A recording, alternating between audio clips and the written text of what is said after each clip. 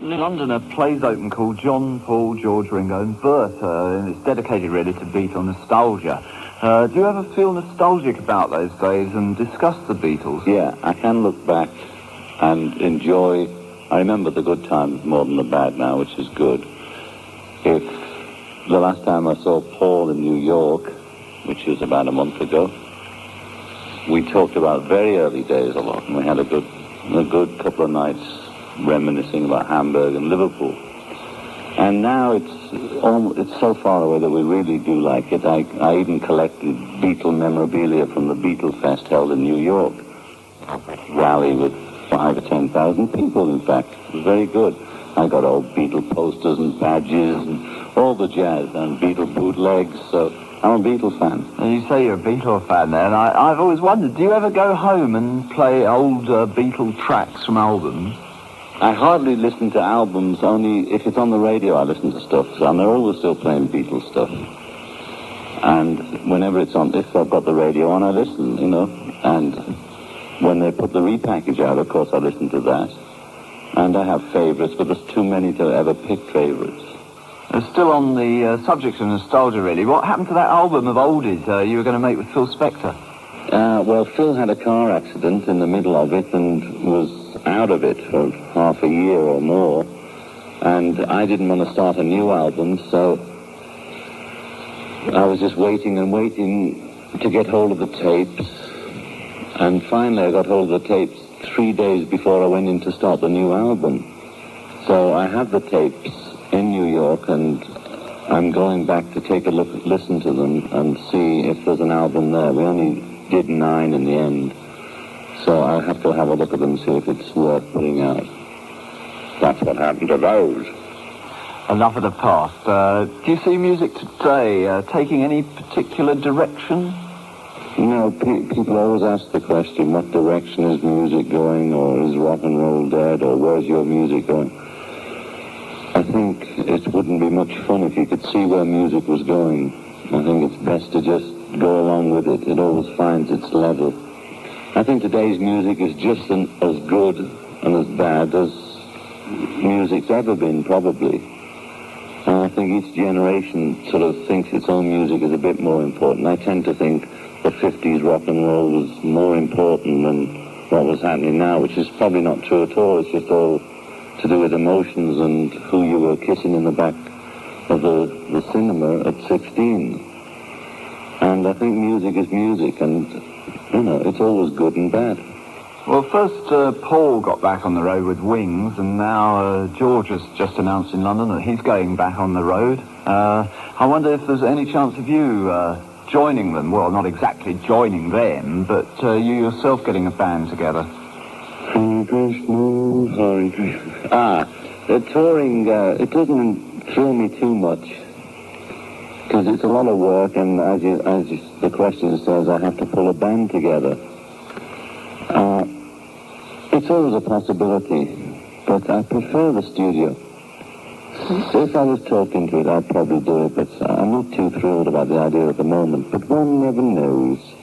You say you prefer the studio there, but musicians I've talked to, they still like the live performance. I mean, do you really miss performing?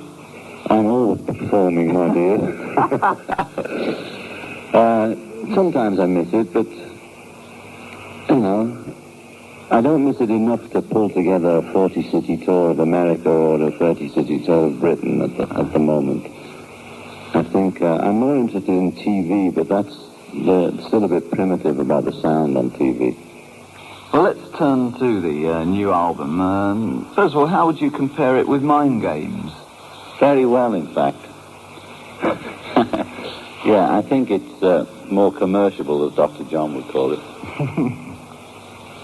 I don't know, maybe it's more light-hearted or something. I don't know what it is, but I enjoyed it more. And I think you will, too. Because the critics were rather hard on Mind Games, weren't they? The English critics were harsher than the Americans, but that's their prerogative, because it's all in the family, I suppose. And some of it was reasonable. I don't mind criticism when they criticize the music, and if they're intelligent about it. Some of the criticism was just criticism of me and my lifestyle, which has got nothing to do with the music. It wasn't as bad as they said. You mentioned there that they do criticise or have criticised your lifestyle in the past, particularly, I think, your relationship at one time with Yoko. And do you think they were reacting against her and their criticisms of the Mind Games album? I think there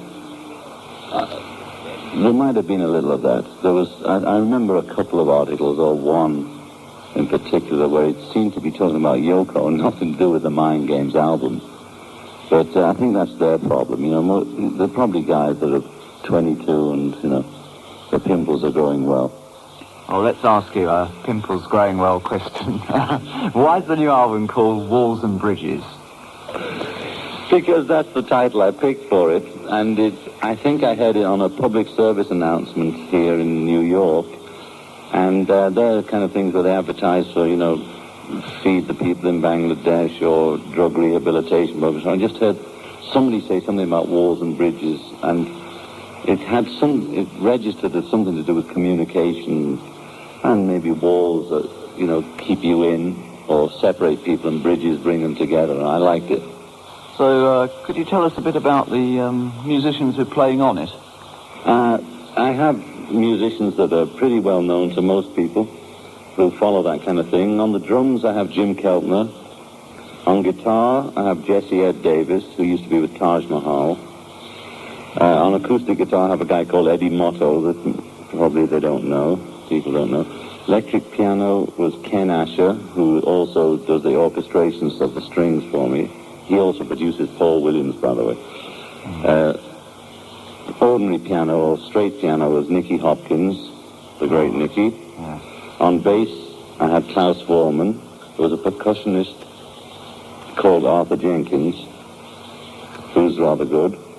And I had horn players, that was Bobby Keys, Steve Medeo, who's done work with lots of people, including Stevie Wonder, Howard Johnson, who's a great baritone, Ron Acker and Frank Vasari, for the aficionados who know who these people are. And there's a string section who are called Orchestrange, and me, of course, banging here and there.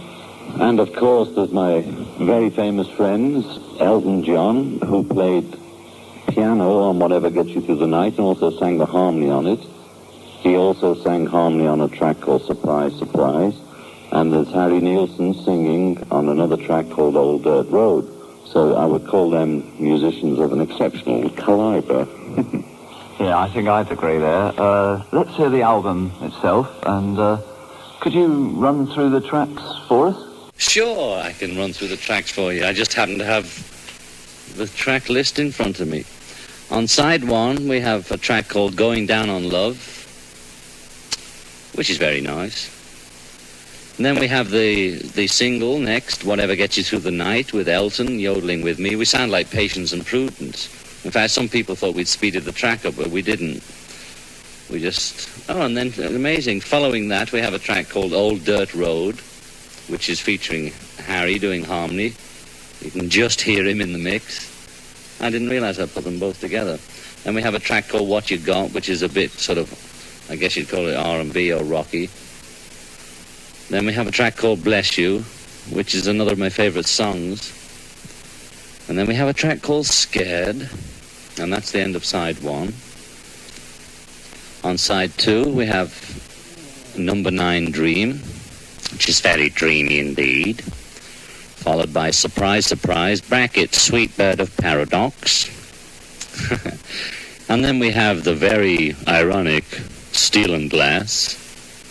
Then we have an instrumental, which I've never done on my own before, which is called Beef Jerky. I think I've only ever done 2 before. That was Flying on Magical Mystery Tour, and George and I did one in Hamburg called Cry for a Shadow, so that's a very rare piece of work. And then we have my favorite piece of work, Nobody Loves You When You're Down and Out, and followed by a track, which is not a real track, as it were, called Ya Ya, which has my son, Julian, playing drums on it, and me playing piano. And he was in New York with me, and he liked the studio, and we recorded him. He was always fiddling around with the drums and things, so that's it. Get it off, folks, get it off. And on the first side, Going Down on Love, whatever gets you through the night. Old Dirt Road, What You Got, Bless You, and Scared. And as I've said, it's not out yet. You can ask for it in a record shop, probably order it, and it's on the Apple label. And that's all from Rock Speak this week. You heard the voices of John Lennon, Johnny Bristol and Paul Gambaccini. The show's produced by Dave Atke and Tony Wilson. John Walters is our esteemed editor. My name's Michael Wale, and I'll be back on Rock Speak next Friday night, Radio 1, 10 till midnight. Good night.